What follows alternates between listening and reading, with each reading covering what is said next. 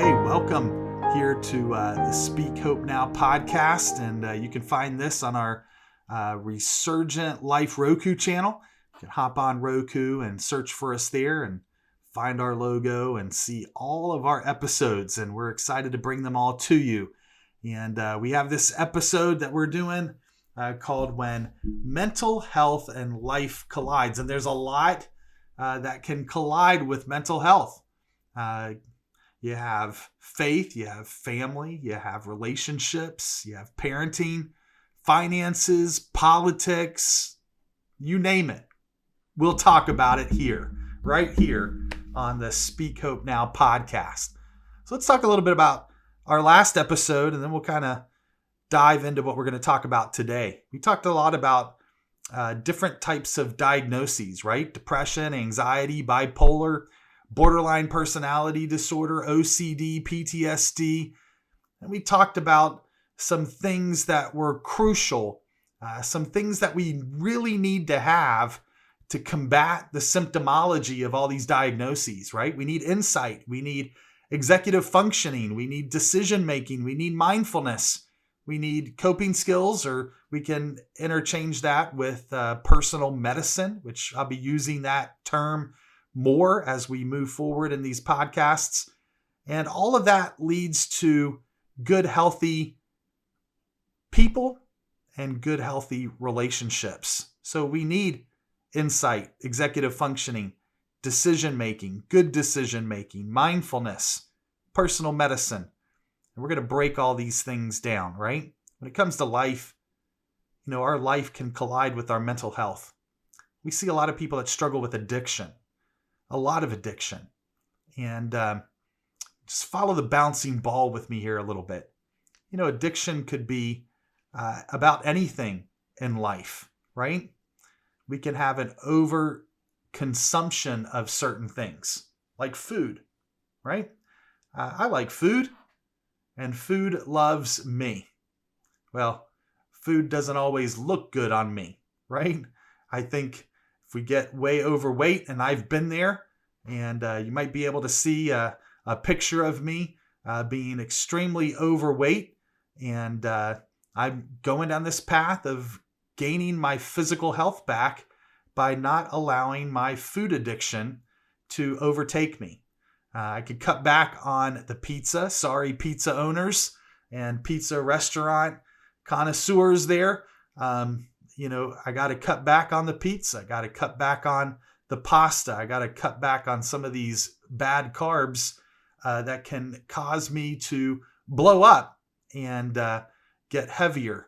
And I don't want to go down that path where I'm sucking wind per se, and I can't climb up stairs. I can't walk for an extended period of time. I want to be healthier, and I want to be able to do those things so I can enjoy life and participate in life. And so I got to get my food addiction under control.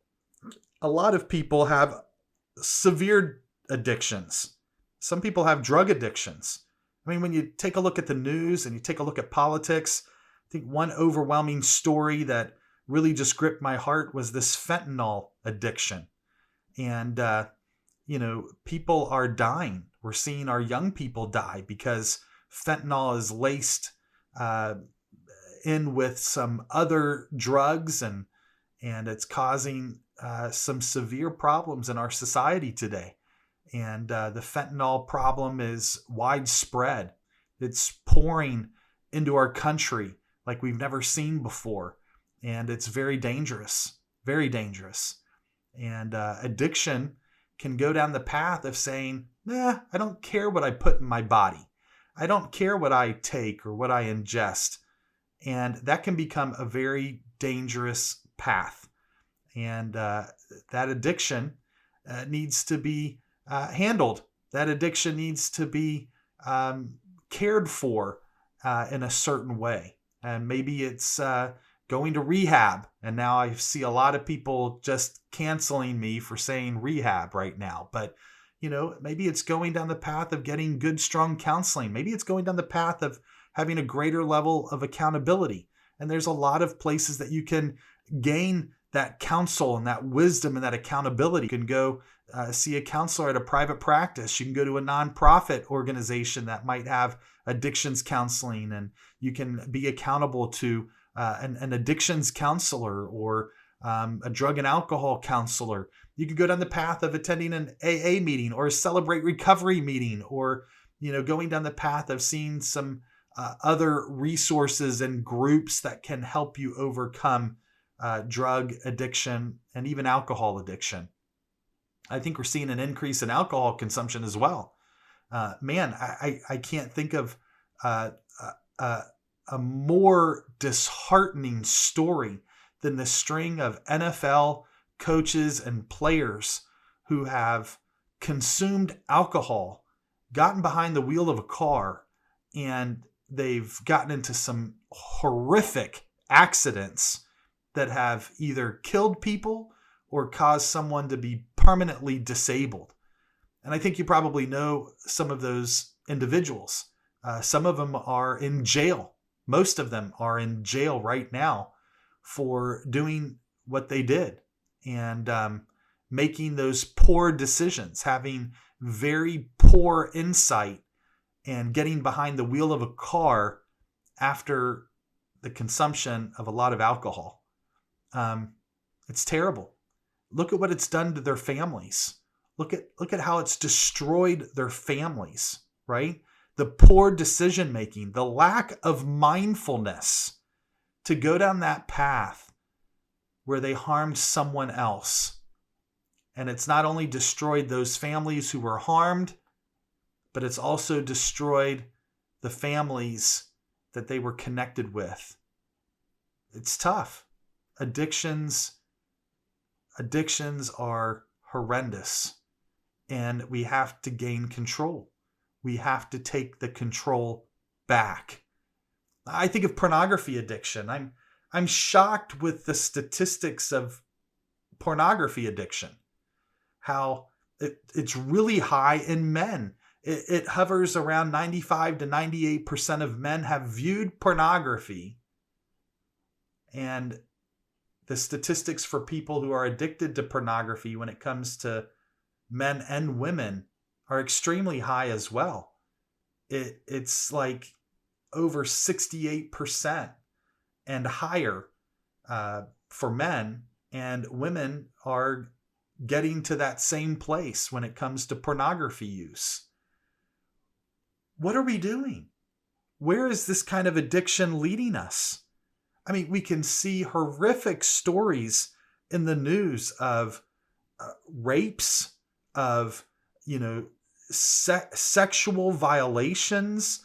We're seeing a lot of women getting into a sex slavery type of a system, and it is just causing terrible things in the lives of women. And I've read story after story that are just sad and sickening to the core when it comes to people's addictions and it leading them down a path where they get caught up in these types of things. I think of sting operations that have occurred across the country where, men have been caught and arrested because they're trying to have sex with a minor. And where does that all stem from? My personal and clinical opinion is that it stems from pornography addiction. These guys are viewing pornography. I have an interesting magazine that was put out by Newsweek, and it was on Jeffrey Dahmer. And I think we've seen Jeffrey Dahmer in the media here lately. I think they've put together, some episodes. I don't know if it's on Netflix. I believe it was, but you can correct me if I'm wrong. But in Jeffrey Dahmer's interviews with James Dobson and Focus on the Family, he was sharing that his addiction started out with pornography, and it was softcore pornography. Now we live in a day and age where A lot of us are addicted to our electronics, right? Our phones. I have mine right here, right in front of me. You could probably say I'm addicted to my cell phone because it's right here in front of me. But way back in the day, and I'm not that old, a lot of pornography came through published material like magazines. These catalogs that retailers put out had basically soft core pornography embedded in the catalogs, right? When it comes to undergarments, that was put in these catalogs that people would receive at their home in the mail. And that's what Jeffrey Dahmer looked at and viewed for a long period of time. And just that soft core pornography in the catalogs led him down a path of having a deeper addiction to pornography. And so I can't imagine, what life would have been like for him if he had technology in the palm of his hand and he could search for and look for anything through a cell phone or through a laptop. And, in today's society, we have access to pornography 24 hours a day, 7 days a week. And it is literally destroying people's lives, right? Destroying people's lives. There's a lot more addictions that are out there than the ones I just named. I don't want to go down a path of picking on a few and not picking on the whole.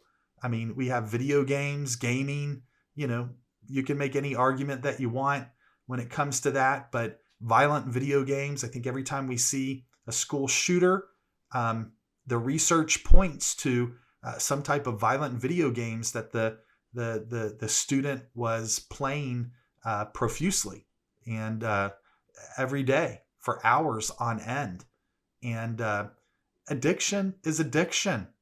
And I think we need to go down the path of where we're addressing these addictions so mental health and life doesn't collide in a way that brings destruction. So my challenge is that we need to really look hardcore on the inside, right? We need to have that insightful look inside of us so that we can make better decisions, so we can have a higher level of executive functioning, so we can have some mindfulness for ourselves and for others around us. Do we need to turn to drugs? Do we need to turn to alcohol? Do we need to go down this path of pornography and viewing pornography, video gaming? How much is this consuming our lives? And I think a neat statement that I heard once was something like this: what's driving you?